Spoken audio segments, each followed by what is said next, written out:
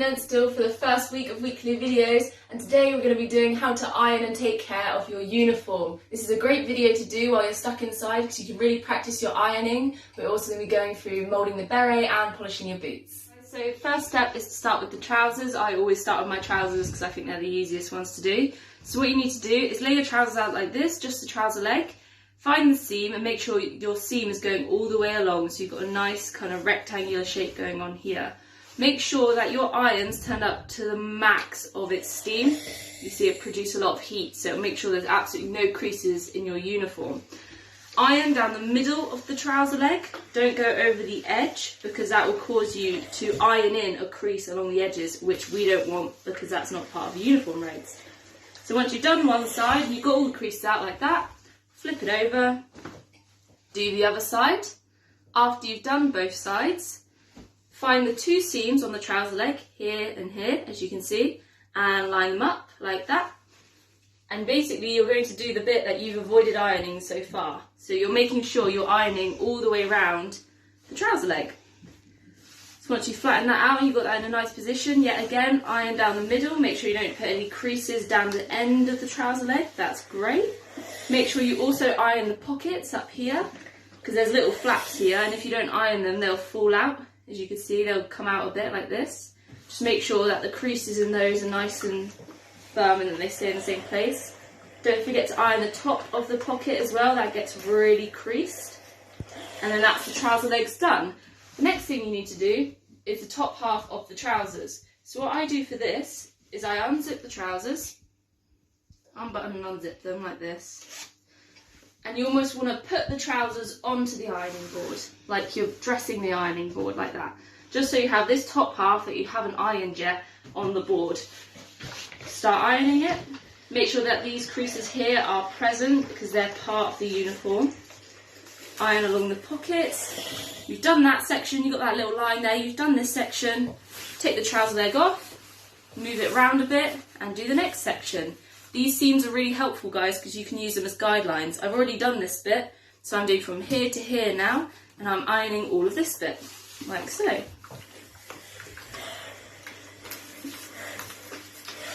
And that's perfect. Keep going all the way around, and then your trousers will be perfectly ironed, no creases in them whatsoever. And just make sure when you hang them up, you hang them on a hanger like this, preferably a bit wider of a hanger.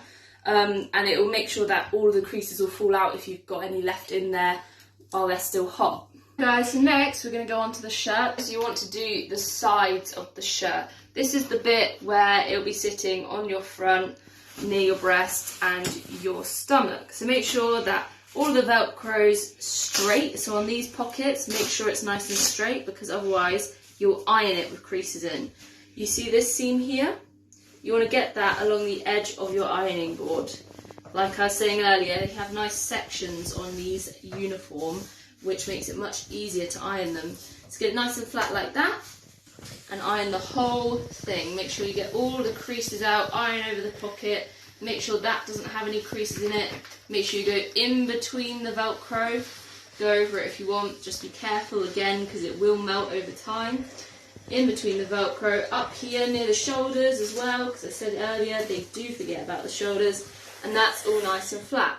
You do that side, take it off, do the other side like that. Iron all of this, make sure with the rank side you pull it out, iron, put it back in, iron over it again, and that's perfect. Then you've got this whole middle section where your back goes that you need to put on the ironing board. What I find is I iron this and then I have a bit in between the two sections which doesn't get ironed, which we'll come to later. But just make sure that's all nice and flat on your ironing board like that, and you go over the whole thing. You might need to go over it quite a few times because the creases in the back are always really bad, as we've seen with a lot of cadets.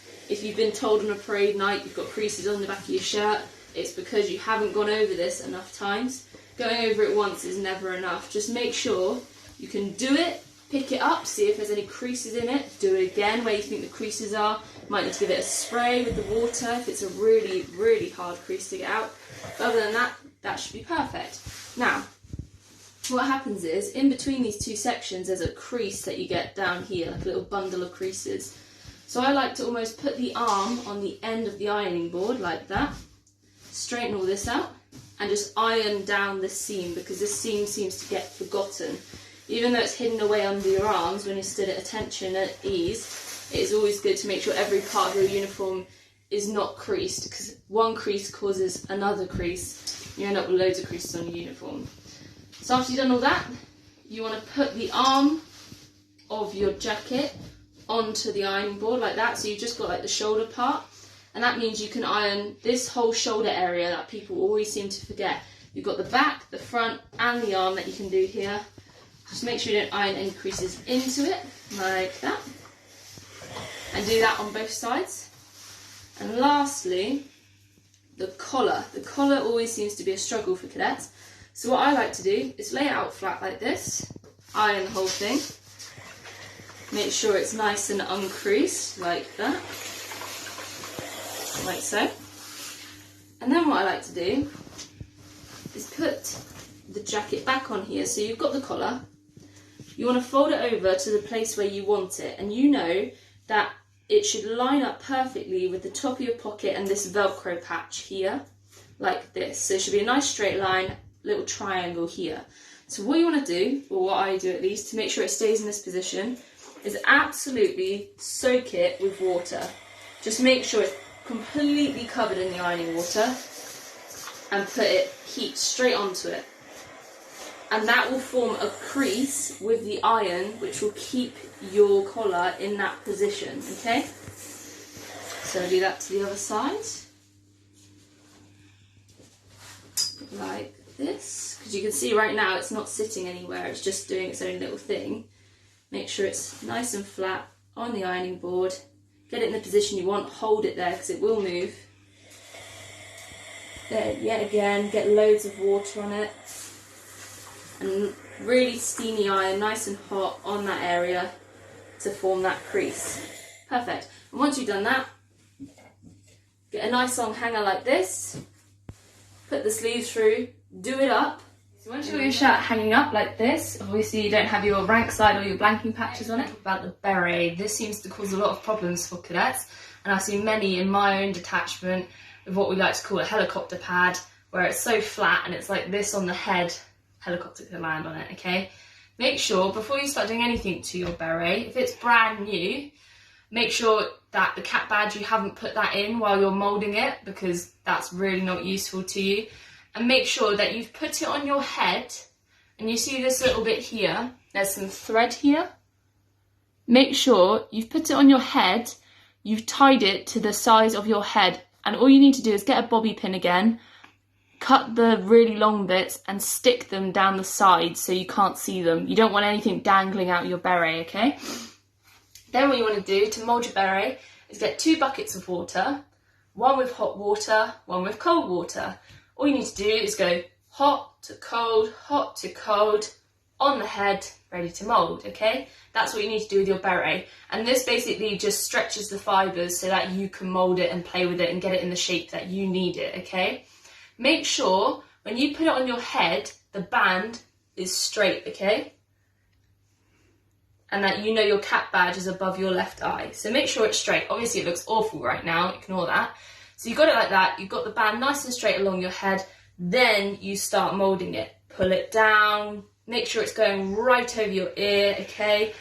On your right hand side. Don't start moulding it the other way because it'll be really hard to get it back to this direction. Another way of telling it's in the right place, that little bit where I tuck the threads in, I can feel it is in the middle of the back of my head. So I know it's in the right place, okay? Just keep playing with it. Even when it's still wet, put it on your head, you know, do it in the shower if you want to. It's always good to get running water going down the beret, and leave it on your head until it's dry, okay? Once it's dry, or at least mainly dry, take it to your head nice and carefully and place it on a surface to let it set in that position. So whenever you put your beret on, it will naturally go back into that position.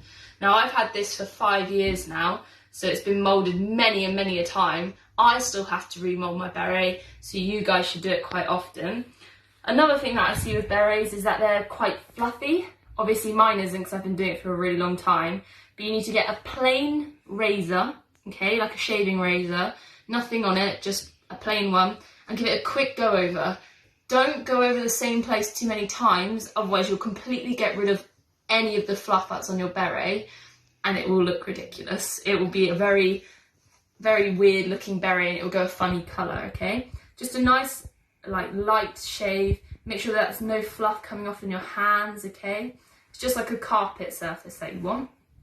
After you've done that, you might want to get some tape and just get all the fluff on it, because obviously mine's really fluffy at the moment. Should we get some tape, get all the fluff of it, hit on your knee, get it all off, all that good stuff.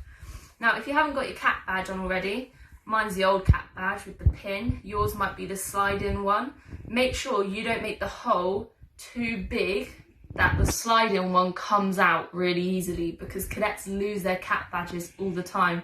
It's not so hard for me because mine stays in its same place, but if it's a slide-in one, they do like to come out, so just make sure that you're really careful when you're making the hole for your beret to go in. Is your boots. Your boots need to be constantly taken care of, which means they need to be constantly polished, okay? The more you polish them, the more waterproof they'll be. So if you're going to field craft exercise or anything like that, your feet aren't going to get soaked, which is the worst thing you could ever possibly experience.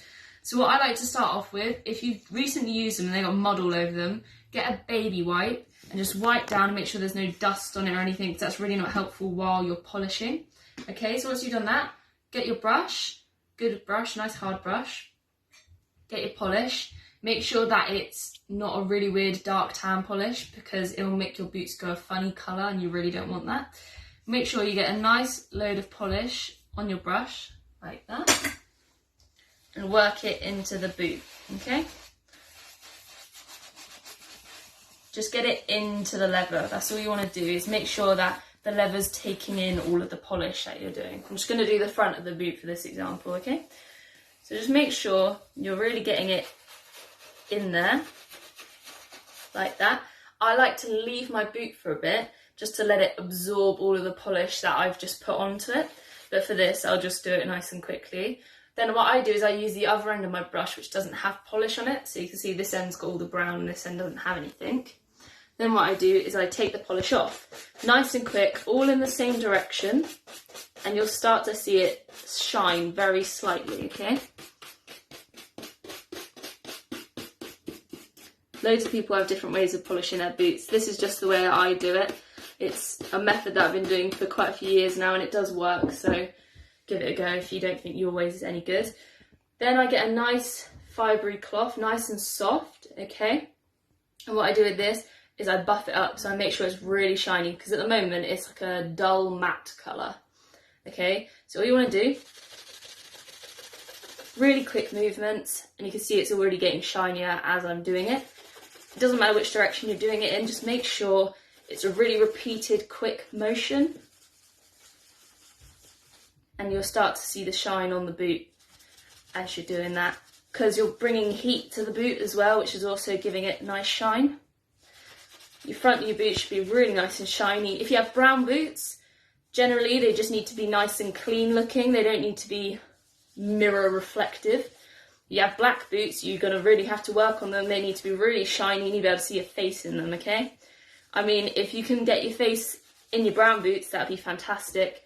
But basically, you just want to get that nice, shiny, clean finish on your boots. Hey guys, thanks for watching. If you've got a different way of ironing your uniform, make a comment below. Give other people your advice. It's always good to hand down any advice that you've got in the cadet force. If there's a way that you know which is easier than mine, that'd be great. Give advice to younger cadets. It's always fantastic. Thanks for watching, and stay tuned, because next week I've got another video for you.